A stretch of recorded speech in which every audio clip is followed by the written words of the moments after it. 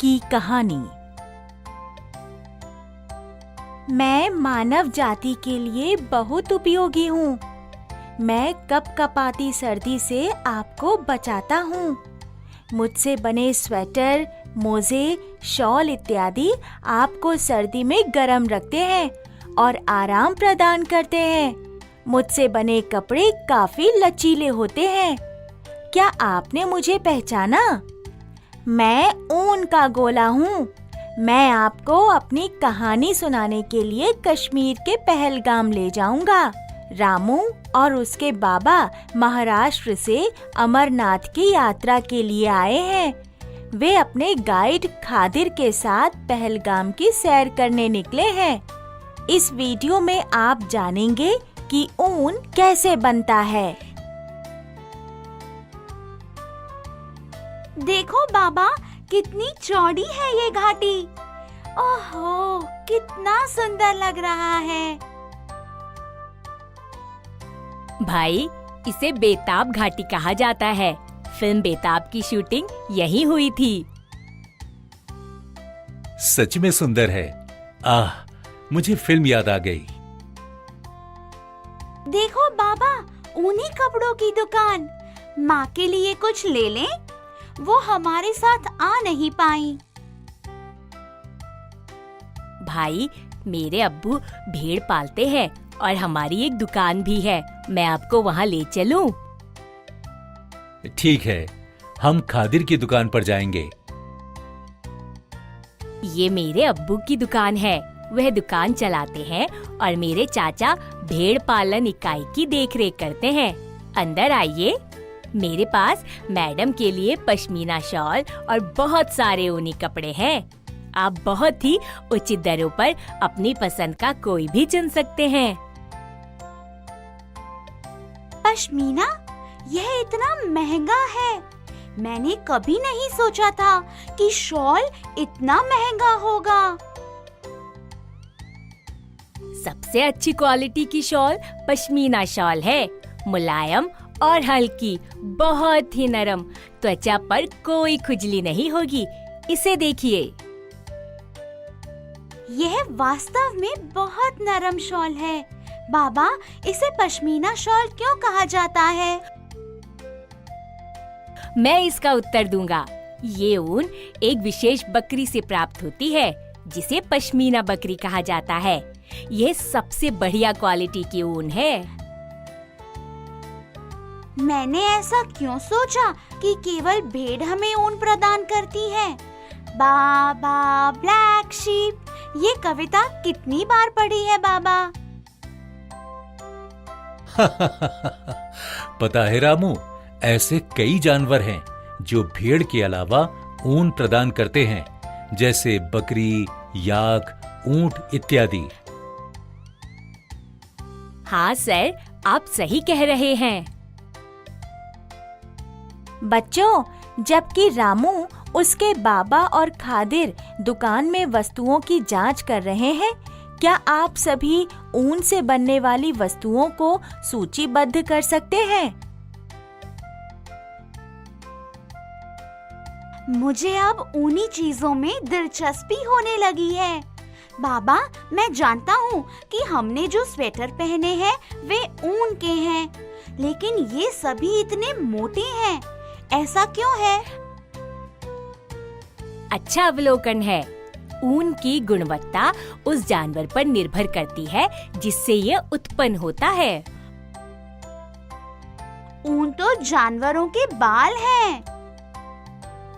हाँ, लेकिन अलग अलग जानवरों में बालों के अलग अलग गुण होते हैं। आप सही हैं सर। एक भेड़ में भी दाढ़ी के पास खुरदुरे बाल और उसकी त्वचा के करीब मुलायम बाल होते हैं। इसलिए विभिन्न उत्पाद मोटे बालों और मुलायम बालों से बने होते हैं।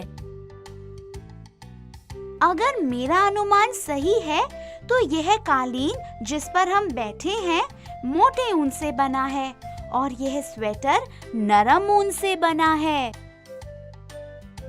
इस जैकेट को देखा? ये याक ऊन से बना है। ये थोड़ा मोटा है। ऊन के विभिन्न गुण हैं। यह केवल 300 रुपए का है। इसका मतलब है कि कम गुणवत्ता वाला ऊन सस्ता और मोटा है और बेहतर गुणवत्ता वाला ऊन नरम और महंगा है। सही है। बहुत अच्छा अवलोकन है। जैसे कि हमारे बाल अच्छे रहते हैं अगर हम स्वस्थ खाना खाते हैं। मुझे यकीन है कि ऊन की गुणवत्ता जानवरों के खाने पर भी निर्भर करती है। बहुत सही कहा है। हम अपने भेड़ और बकरियों को दालें, मक्के, खली और ज्वार खिलाते हैं ताकि उनके बाल या फ्लीस अच्छी गुणवत्ता का हो।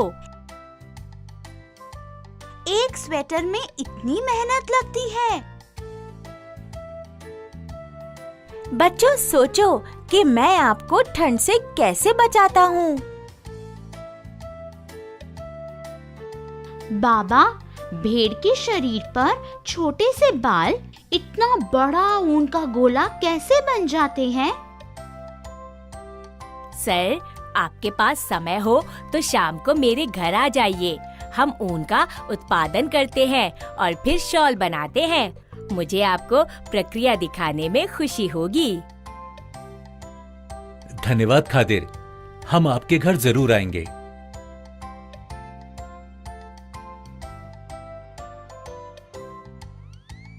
सर और रामू, आपका मेरे घर में स्वागत है। ये मेरे चाचा अहमद खान हैं।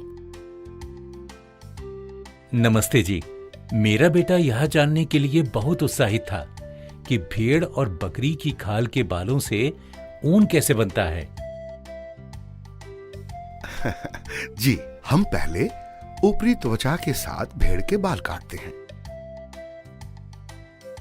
अगर इसकी त्वचा का मुंडन किया जाए तो क्या इससे भेड़ को चोट नहीं लगती? सबसे ऊपरी त्वचा मृत है, इसलिए यह भेड़ को चोट नहीं पहुंचाता है। ऐसा लग रहा है कि भेड़ खुश हैं कि उनका मुंडन किया जा रहा है। यहाँ गर्मी है, इसलिए उन्हें अच्छा लग रहा होगा। अरे हाँ, हम साल में एक बार ही इनका मुंडन करते हैं और वह भी गर्मी होने के दौरान ही। हाँ, मैंने देखा कि मैदानी इलाकों के जानवर की तुलना में ठंडे पहाड़ी इलाकों में रहने वाले जानवरों के बाल बहुत होते हैं। ऐसा लगता है कि यह उनके लिए एक स्वेटर के रूप में कार्य करता है। हाँ, तुम सही कह रहे हो। भेड़ों के बाल उन्हें ठंड से बचाते हैं। भेड़ों का रंग या तो सफेद, भूरा या काला होता है। हमारे पास कितने रंगीन स्वेटर हैं? क्या वे उन्हें रंग देते हैं? हाँ, हम बालों को हटाने के बाद, जिसे ऊन की कटाई कहते हैं, हम मशीन में बाल डालते हैं। इससे ऊन से धूल और तेल की सफाई होती है। इसे अभिमार्जन कहा जाता है। फिर ऊन को कब रंगते हैं? हम साफ किए हुए बालों को फैक्ट्री में भेजते हैं। यहाँ ऊन से बर निकाला जाता है और गुणवत्ता के अनुसार ऊन अलग किया जाता है। फिर उसे रंगा जाता है। क्या वे इसे धागे में बनाते हैं? हाँ, इसे धागे में बनाया जाता है और फिर ऊन का गोला बनता है। हमारे साथ इतना समय बिताने के लिए बहुत बहुत धन्यवाद। मैं एक शॉल खरीदूंगा। रामू की माँ को जरूर पसंद आएगी। धन्यवाद चाचा जी और खादिर, मैंने बहुत कुछ सीखा। धन्यवाद सर। आप हमारे यहाँ आए, हमें बहुत अच्छा लगा। बच्चों, आशा है कि आपको यह वीडियो पसंद आया होगा। इस वीडियो में आपने सीखा कि मैं ऊन उत्पादक जानवरों के बालों से कैसे आकार लेता हूँ। अभी के लिए अलविदा।